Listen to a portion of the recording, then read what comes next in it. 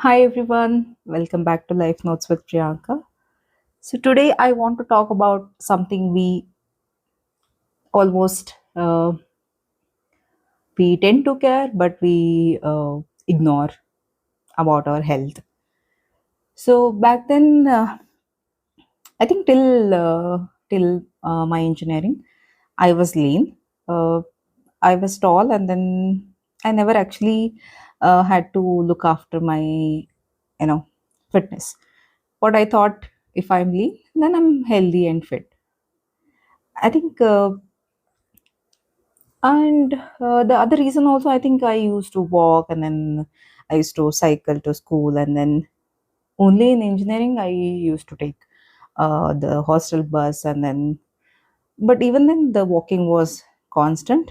I used to walk a lot because I had very less money, so walking was the only option to get to places and then buy something or go to classes. So I didn't have a two wheeler or something, and then not even cycle.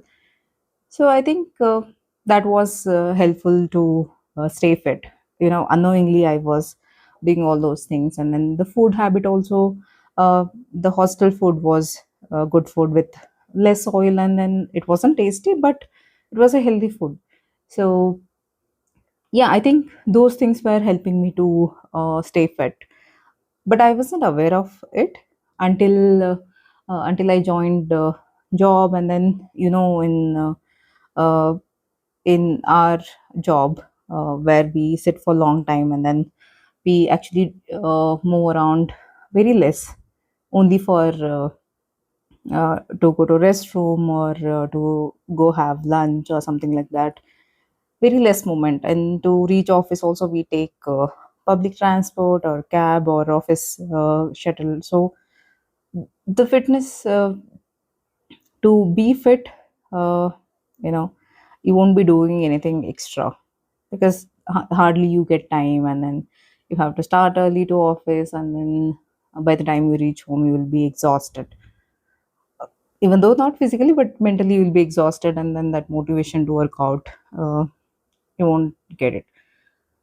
So yeah, and then when I joined, and then since I was earning money, so I thought, okay, back then whatever I couldn't eat, like pizza, a burger, stuff like that, I started eating, and then since I was moving less also, so those things started affecting my health, and I started putting on weight.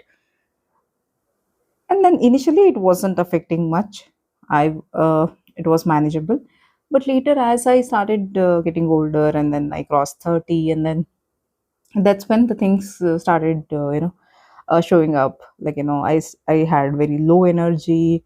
Even though I used to sleep 8 hours, I used to have very less energy when I wake up, and then I will be dull, and then uh, even though I have had food, I wouldn't feel energetic, right? So those things were actually, we think those things won't affect us, but it will uh, ultimately affect your entire day or your life. Like, you won't be able to concentrate on work because you will have less energy, and then since you have less energy, you tend to eat more, and then drink tea or coffee, which ultimately not gonna help.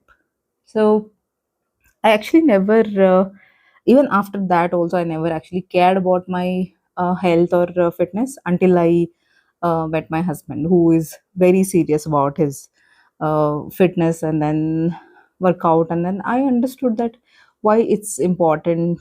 Initially, it was very difficult for me to understand, right? Because I never worked out in my life, and then I wasn't athletic also. So, and then I never paid attention to my diet, like what I'm eating.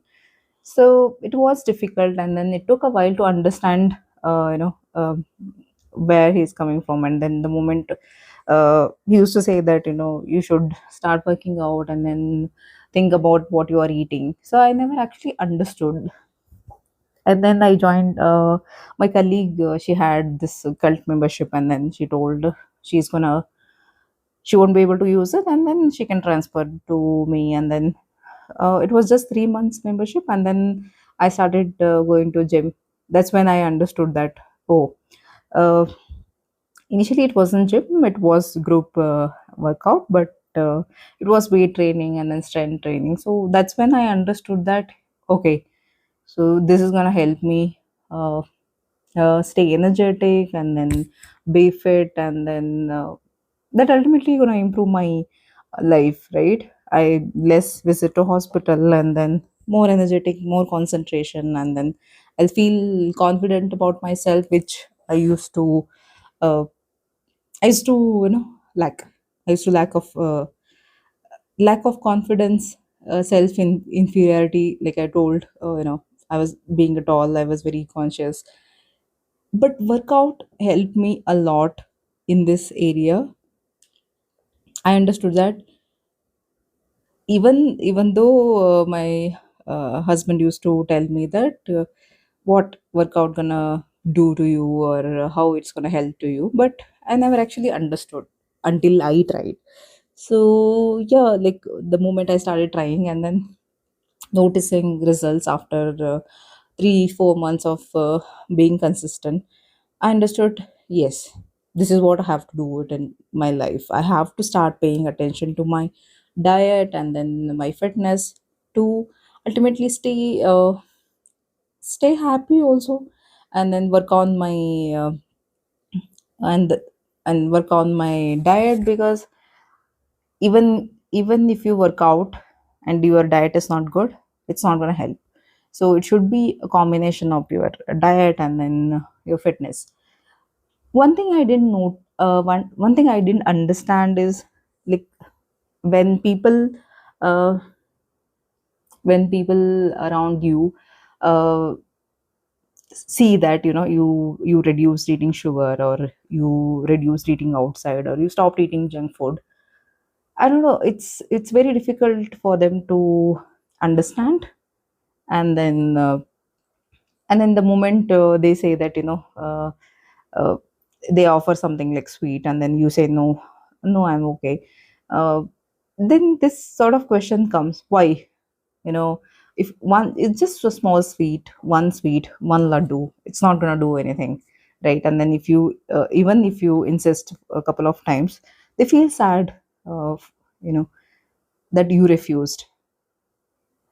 You didn't wanted to have sweets in the first place, and then they are forcing you, and then they are feeling bad because you are not eating sugar. It happens not just in home, outside colleagues, and then I really don't understand why it's so hard for others to understand that you want to work on your diet, and then it's not just 1 day or 2 day thing, right? It's a lifestyle.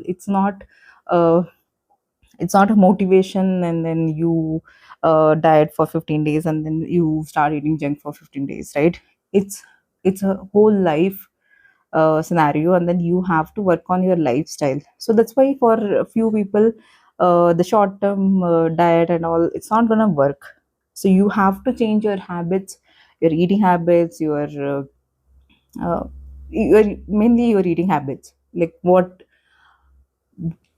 you are craving, and then what you're eating, and then how, if you are falling for your cravings, or then how you are forcefully eating when someone else offer, right?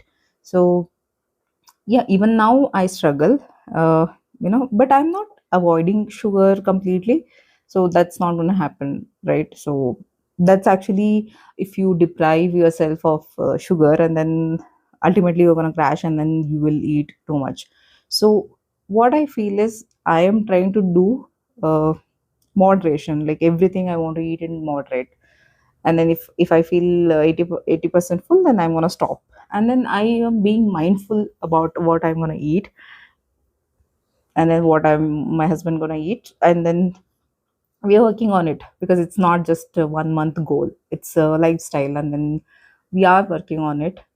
And then when you notice, or when you feel that others are not supporting, you might lose interest or something, but I think your diet and your fitness shouldn't depend on others' opinion and other feelings. It's you who get to decide what you want to eat, and then how you want to work out, or how you want to live your life.